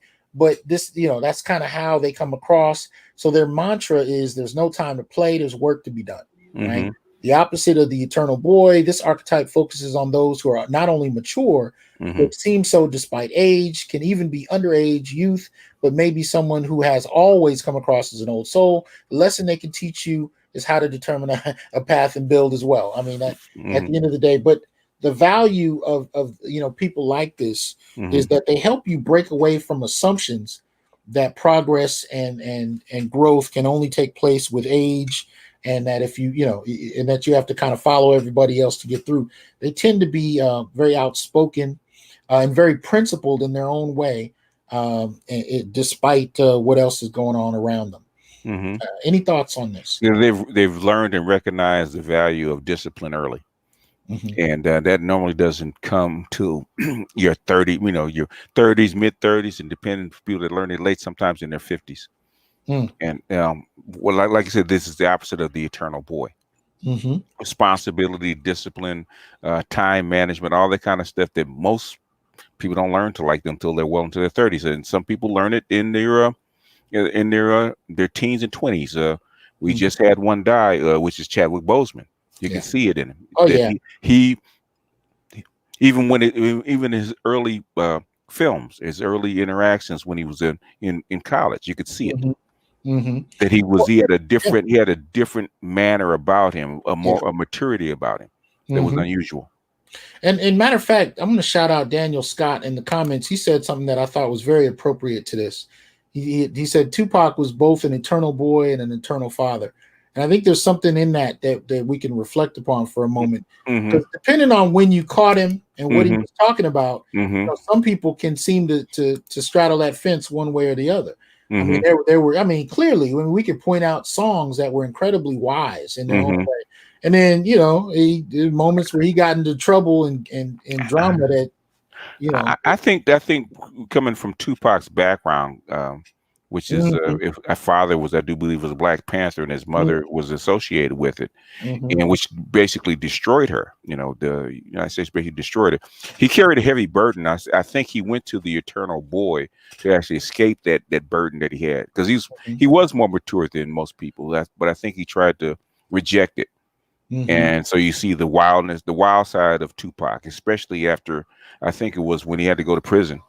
And well, no, but I was going to say there's, and one of the documentaries, and there were so many, they're blurring together in my head, but one of the documentaries, they interviewed Shock G, right? Shock G, the rapper out of Oakland, who, you know, did the Humpty Dance, and he was talking about when Pac was sentenced. You know, and at one point before the judge sentenced him, they asked him, "Do you have anything to say?" And he stood up and he began to talk about, you know, how he wasn't going to get justice, especially since the judge didn't even have the courage to look him in the eye. And he was going, and now, you know, so imagine that in court, you know, talking about, you know, how absent justice is in the situation.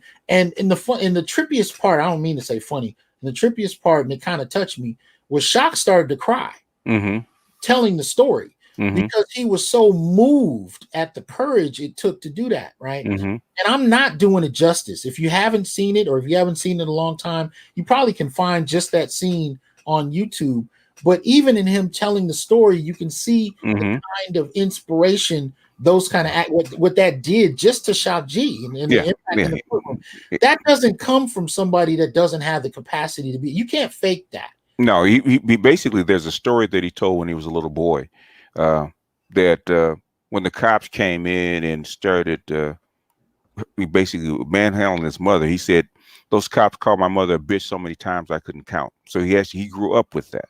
He grew up with it, with that burden on him. You know, even with his name, Shining Path, Tupac, Tupac Amaru, you know, the Shining Path, and that the name alone tells you the burden that he carried from time he was a child. And I think after he got arrested, he got out. I think he wanted to enjoy the boy side, the boy he was never allowed to be. Right. Much like Michael Jackson did when he grew up. When he you know, he was the old man until he got a lot of money, and then he decided he wanted to revisit his boyhood. So yeah, he was definitely beyond his years when he was younger, and seemed to shift the other way. And that also speaks to how these are not etched in stone, in the sense that you're just one of these and that's it. You know, there are several of them that you may feel you have some connection to, these archetypes. So I don't mean to suggest that, you know, if you identify with one, that's all you are. No, not by any means. But okay, so moving on. I thought you might have a little fun with this one. The uncle, and his mantra is you niggas ain't shit. He uses whiteness as a standard for all human endeavor. This is not limited by age, despite the representations we see in media always conveying an old man. You can see this across the age spectrum, right? Tends to see Black people as inherently trifling, both genders, men and women. Bears an undue hostility toward, and always assumes the worst about Black people. Has often endured. Now, here's the other part to this. has often endured pain and trauma from Black folk, family, maybe communal, and that doesn't often come up when we think about the uncle in that way. But this is often somebody who has experienced some degree of trauma that's often unresolved, and tends to still blame, in some kind of way, rather than actually dealing with it. You may even get therapy, but at the end of the day, there's usually an underlying trauma to a lot of this. But and matter of fact, even if you Uncle Ruckus, who I use the image for in the Boondock series, when you look at his early story, even Uncle Ruckus experienced some early trauma, in terms, and made the assumption that being white would be the answer to that trauma. But that tends to be a factor in these kind of men's lives. And the lesson that he can teach you is the value of resolving past pain. Because again, if you don't resolve past pain, you can become very stuck, even without knowing it. And you tend to deny growth in your own self. And this person is the living embodiment of that. Right. He's stuck. But go ahead, sir. Basically, I said this a while back. This is the myth of white manhood. Okay. And I had a young lady actually tell me that we express self-hatred towards our women. I said, no, we don't. We express self-hatred toward each other. Okay, Black man, the double-mindedness of Black males will embrace the white side or embrace the white slave master's teachings, and you'll start thinking of your own people, your own men especially, the same way that white people think of them. So you get Charles Barkley and a few others that express this. Everybody knows one, right? But it also, the thing is why it bothers us is because that same thing lives within every Black man. Some people suppress it better than others, but the thing is, it still does. We get embarrassed because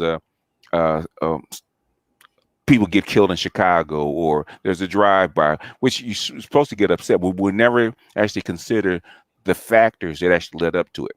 And we have to really remind ourselves and actually concentrate of, okay, they did this, or there's a malfunction with Black men especially, but there's a reason behind it. And the thing is that most Black men actually address it. Okay, let's get rid of the dysfunction. But some people, like the uncle, will actually embrace whiteness and say the only way to actually get rid of this dysfunction is basically I punish those people. So I got to shout out Forrest Windu, because he just had me.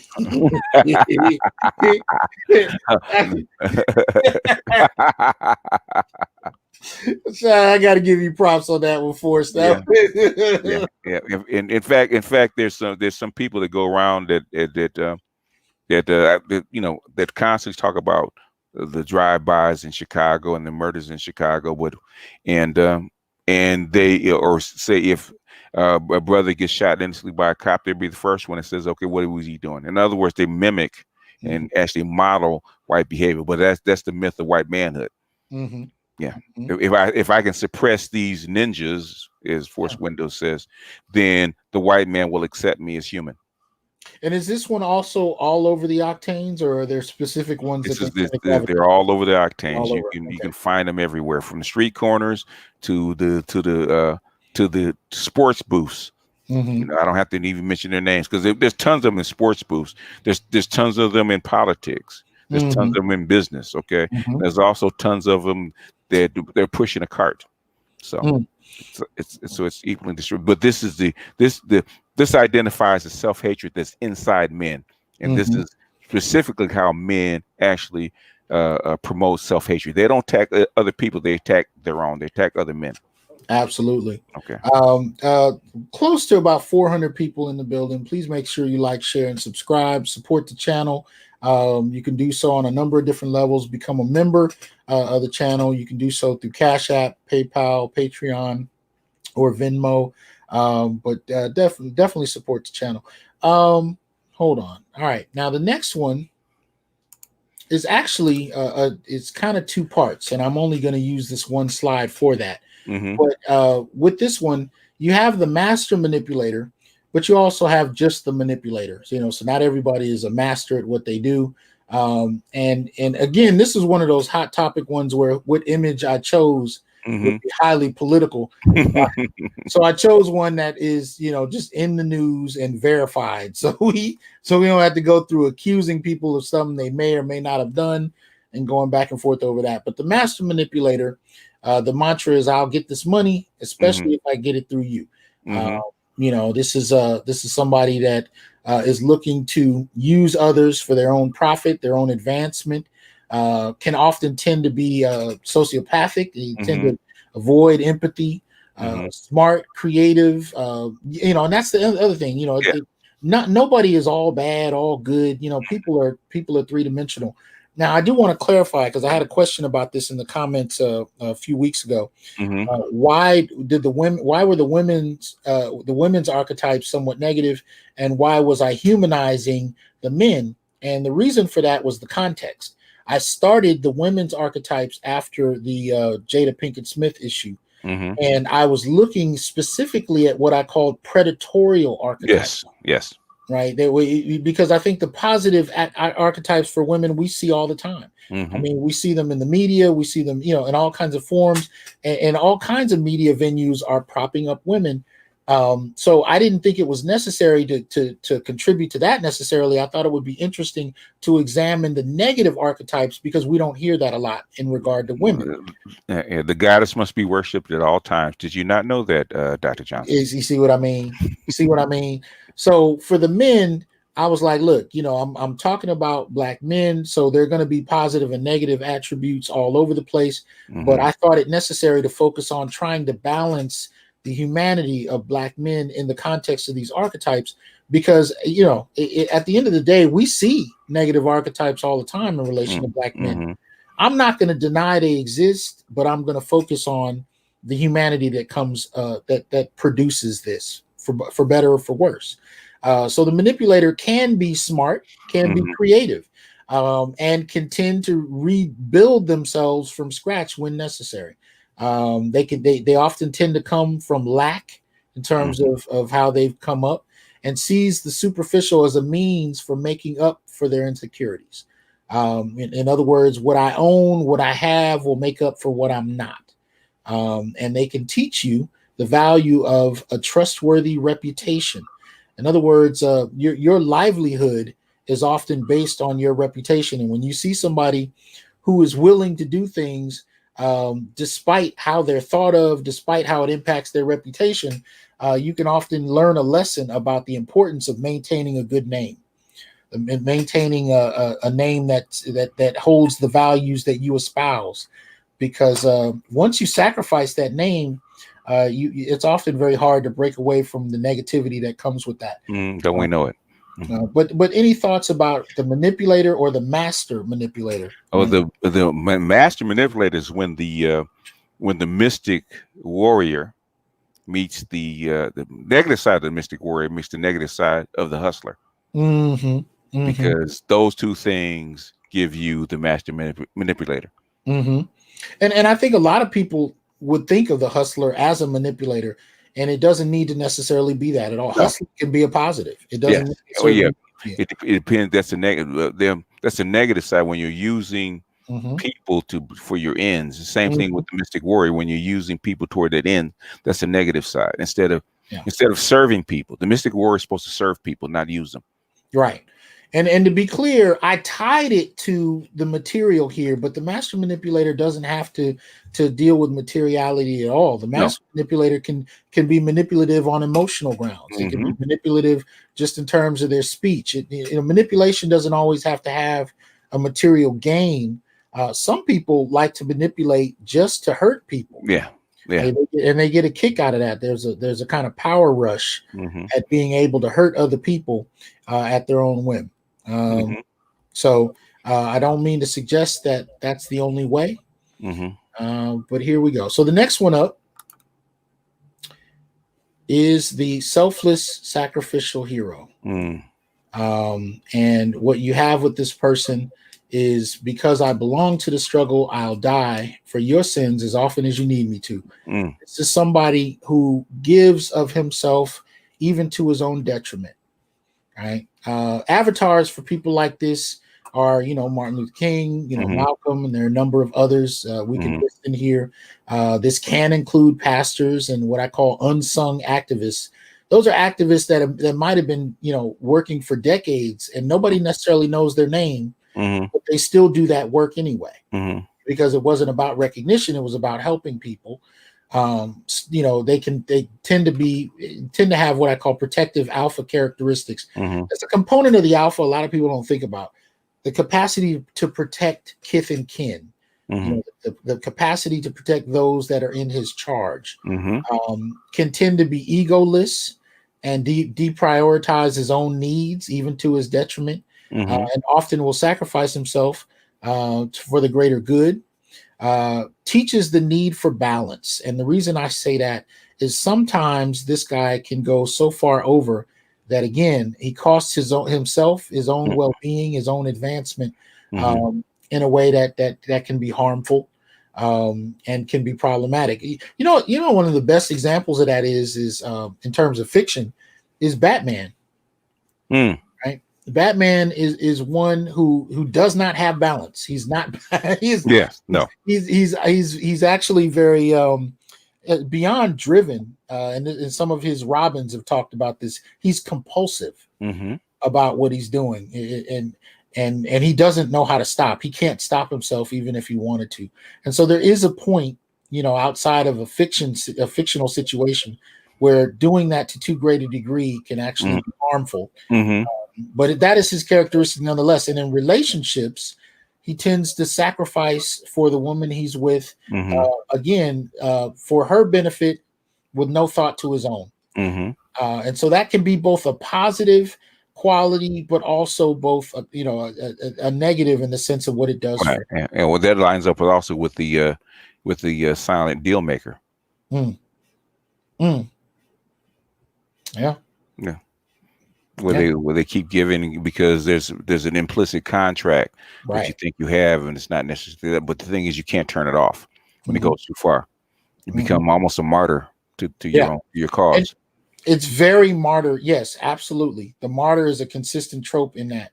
And that goes to what you just said. Also goes to the whole notion of I will continually die for your sins. As often as you lead me to. The subtext to that is in a relationship. Is I hope you'll love me for it. And that doesn't always occur. Any thought about octanes here? No, this is universal. Okay, this is a universal. It tends to be more of the I would say the 87s, which is the working man, the working class man that goes to work 10, 12, 14 hours a day and neglects himself, his health is in his well-being. Sometimes to the point where we'll come on one day and his wife and kids are gone. He sacrificed himself for, or even on a worst case is that he's literally worked himself to death, and he's carried a couple of families. He's had a couple of sets of kids, and he's always the one that's never at home because he's constantly grinding. And everybody else lives a good life except him. He never stops. And then one day he gets sick and he's gone. And that. Go ahead. A few tears are shed at his funeral, but the thing is, he never got to smell his roses when he was alive. Damn, man. And you see, black, especially what we call the good black man. You see that all the time. Yeah. And I know that you speaking on multiple levels right now, brother.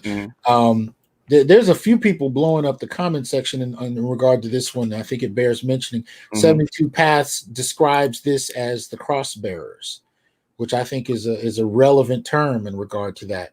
The cross bearers, and then some started actually naming out individuals. Adam talked about George Jackson, right? Bernadette talks about Darren Seals. You know what I mean? Hold on. The whole thing got thrown off. We personally know a few. Oh yeah, Malcolm. I mean, personally, we know teachers and stuff like that never got their due. Wow. Must be a lot of those. I wonder who you're talking about. Adam points out Walter Rodney, right? Yes. These are men, and I also want to say now these are well-known men, that we're familiar with. But here's the thing: I think this is something that Black men have suffered with that nobody talks about for the longest. I used to joke about how many women I would meet that when I asked about their families, they could talk about their grandmothers who are still alive and running the family. And I'd always just kind of say, well, what happened to your grandfather? Oh, he died several decades ago. He died in the 80s. He died in the 90s. Well, what did he do? Oh, well, he worked at a lumber mill for 30 years, or he worked as a, you know what I mean? He did something for decades. And I know my own grandfathers were like that. They did something they didn't even like. Because wasn't even a factor. What they enjoyed was irrelevant. They did decades worth of sacrificial work for the families they loved. And then,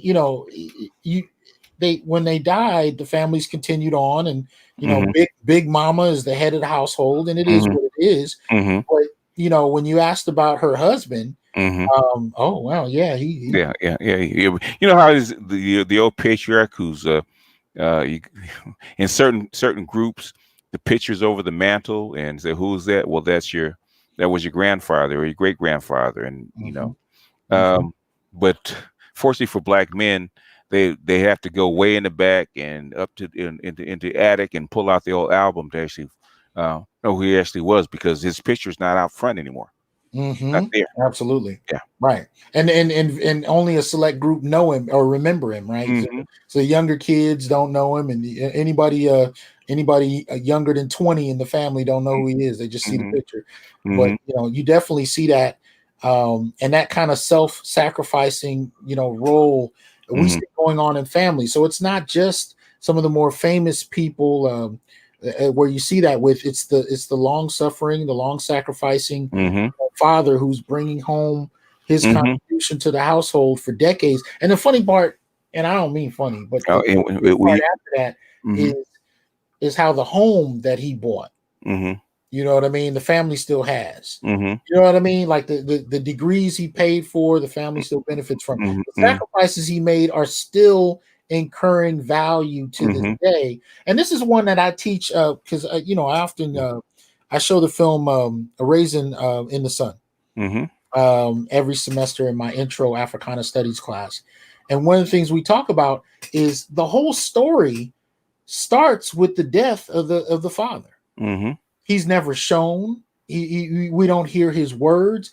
The whole story centers around an insurance check that is on its way because of his sacrifice of the life he led. Now, he wasn't perfect. He might have been an alcoholic. He might have womanized, but the family didn't want for anything, for decades. And what I'm seeing more often than not is those kind of men being ignored. Those kind of men not being talked about, especially in light of everybody's discussion about high value men right now. We're not talking about, the grandfathers, the great grandfathers, and hell, some of the fathers and stepfathers, especially stepfathers, yes, especially stepfathers that have raised us. You know what I mean? And so, that sacrificial person, is still around. It's still around. Let me see here. Okay. All right. So, and the fact is when things go wrong, they expect men that have stopped doing it to step up and do it again, even though it wasn't recognized when they were doing it. It wasn't recognized when they were doing it. Right. I think that's what you have now. You have a lot of people, especially during COVID, that want that long-suffering man to come in and support them. But what people forget was there used to be an exchange. There was an exchange of resources. There was an exchange of masculine and feminine energy.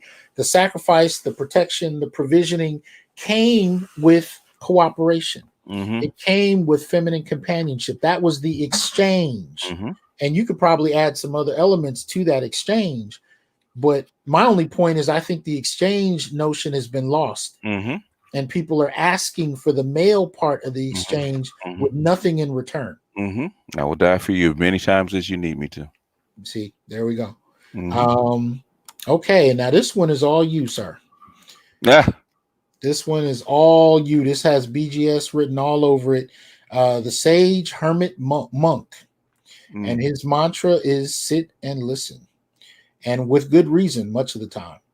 But I'm gonna let you kind of just jump off on this one, sir. So, Okay, the monk is should be the last step when you've gone through everything else, and when you're actually looking back and you're detaching from um, from the mundane world, or as Daddy used to say, the mundane world, mm-hmm, and you actually can actually reflect upon it without emotion. You mm-hmm, can actually see the world more clearly. But mm-hmm, the thing is, um, it's very difficult to get it when you're young, and a lot of people that don't understand it, because you can't understand it when you're young. When you're under, I would say, when you're under 50, it's impossible to understand the sage or the monk and their motivations, because um, what normally motivates a man when he's especially in his teens and 20s and even in his 30s, no longer motivates you. I mean, mm-hmm, you're actually for looking for other pursuits. Like the sage or monk is actually looking to be an oracle, mm, looking to be a fount of knowledge, looking to get that inner wisdom that can only come from being monkhood, from being detached, mm-hmm, because your oracle cannot appear unless you do that. mm-hmm, And it's very difficult for a young man to make that sacrifice, because you have to give up the flesh. mm-hmm, You got to be willing to give up the flesh, which is why I say the sage, the monk, the hermit is the picture is the old man in the cave, the way on top of the mountain where you have to go see him, because he separated himself from the world, from the flesh, from the entanglements, for lack of a better term, mm-hmm, emotional entanglements that exist amongst the rest of the population. Okay, mm-hmm, you have to separate, you have to isolate yourself. mm-hmm. And Carolyn May says a lot of people are roaming around that are monks without monasteries. Yeah, Okay, yeah, so they have to make a special effort to actually isolate themselves mm-hmm, from their surroundings, right? From the emotional surroundings of people. Okay, mm-hmm, you used to be able to go places, actually isolate yourself and actually do it, but now you have to make a special effort to do it. And the funny thing is people do seek you out for your wisdom, for mm-hmm. your insight, because they know that you've gone through that last extra step. Well, Now, why? How do you know that, sir? I mean, you seem to have some understanding of that. I don't understand how I you know I that. yeah, I have lived the monk and monastery lifestyle for the last 7 or 8 years, and like I said, it was difficult for me even in my 50s. Mm-hmm, So it's something I would never suggest for a young man, because the urge of the flesh is still there. It's going to be there, and mm-hmm. uh, and that's a tough battle. That's why you normally only see it with men that are older than 50. Well, and I've apprenticed for some of these sage monks over the Hmm. years, and so I've kind of seen their inner lives as well, and Hmm. I've seen the isolation. I've seen just the like one of the things I noticed is they have a difficulty with trying to bear the mundane, right? Hmm. I remember years ago I went to see there was a show with Dick Gregory and Paul Mooney, Hmm. and you want to talk about the most pissed off men you ever saw. But they weren't, it wasn't like they were just pissed about racism. They really just, could not, like, even engaging the audience, they could Hmm. not deal with just mundane level. Hmm. You know what I Yeah. mean? Yes. It was such an intensity to that. But that reminds me of the number of the people that I apprenticed for, my mentors I had that sacrificed Hmm. decades Right. for whatever it is they were studying. And I put a couple of pictures in here of some of the people that kind of fit that category, even though, Hmm. a number were married. I mean, I'm not suggesting that they avoided women their entire lives, but Hmm. the particular people I chose up here, Dr. John Henry Clark, Dr. Ben, Dr. Joseph Buchanan, Dr. Forgive me, I'm all over the place. Joseph Ben Yochanan, and then Dadisi Sanyika at the Hmm. bottom right. And now Hmm. I only chose the image right there, Morgan Freeman, not to represent Morgan or any particular story, but just the kind of visage of Hmm. the sage. So that was the only Hmm. reason I picked him. But these men and many others that I've met, generally spent decades, sacrificing themselves, detaching from the mundane, and really trying to make a statement about life beyond the surface. Has that been your experience? Yes, I mean, basically, if you're a fish, you can't really experience water until you're out of it, because because it becomes part of you. Become blind to it. But if somebody lifts you out of the water and separates you from it, then you can actually look down upon it and say, "Oh, I get it." And you see other little fish swimming around in the water and say, "Oh, that was me at one time." You start to predict patterns and understand a lot more, because you're not wedded to it anymore. You're not attached to it anymore. You can actually be dispassionate about it. You can actually study it from afar. Become like the neutral observer. So this is always the last step. Yeah. You know, in a man's evolution, is becoming the sage or the hermit or the monk. And what would you say is the major lesson we can take away from? Basically, watch and learn, because that's really what you're doing. You're watching and you're learning. Watch, learn, and disseminate. Pass on what you've learned. Pass on what you learn. Absolutely. Okay. Now we got a couple of bonus archetypes that I want to share that came in the comment sections of the last show. Now this brother or this person, on the internet, I don't know who people are, but this person, they labeled themselves "Not Even You." That was the name they had, and they sent in, I want to say five or so archetypes. I already wrote these when I did the first series, so I already had mine. But so 3 of them we overlapped about, but there were 2 that this person sent in that we didn't, and I wanted to share. You can see it in the comment section of the last video on the archetypes, but I thought I would at least give this person, their due.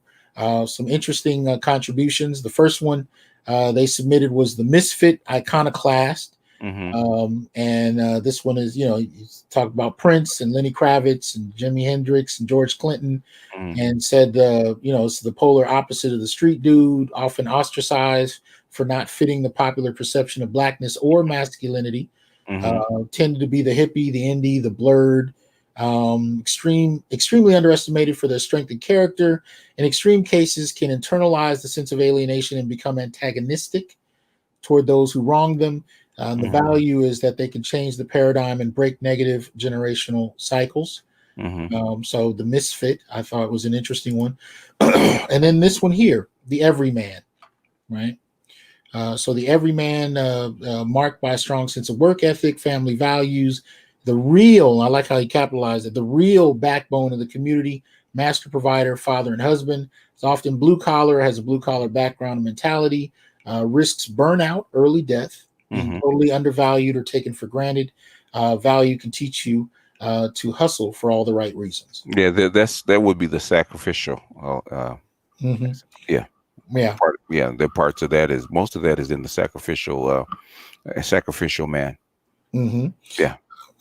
Tavi, thanks for that Cash App. So we're gonna kind of end it there. Now, understand, for those who have diamond level, onyx level membership, or our Patreon film review subscribers, go to my community tab. You should find the link for the after show called Office Hours. We're going to transition to that in a moment, and go over there. Everybody else, I want to thank you for participating. Oh, Cousin T-Taw in the building. Thanks for the support, show. For the support, sir. And waiting for the book. That's right. Waiting on the book. Okay. Thank you, because I've been on him too. So we gonna stay on him until he finishes. But yeah, so everybody else, I want to thank you for being here. I want to thank you for contributing. Y'all know how I like to close it out. Brothers, I'm here to tell you, we are not criminals by birth, perennial rapists, incapable intellects, man children, sperm donors, child support well springs, success objects, walking phalluses, ATM machines, lottery tickets, brainless henchmen, valueless assassins, pro bono mercenaries, unpaid bodyguards, interchangeable stepfathers, child discipline proxies, unpaid repairmen, workhorses, emotional tampons, or any other socially accepted dehumanizing stereotype. We are thinkers, inventors, innovators, leaders, fathers, warriors, and men. Embrace your humanity, know your worth, and extend your time, attention, and resources only to those who genuinely respect you. And remember, your worth is not defined by meeting other people's narcissistic, selfish, and unrealistic needs. You define your worth. Peace.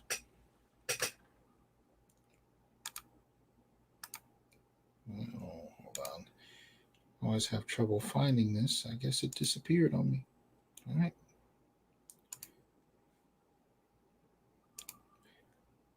Okay, we'll just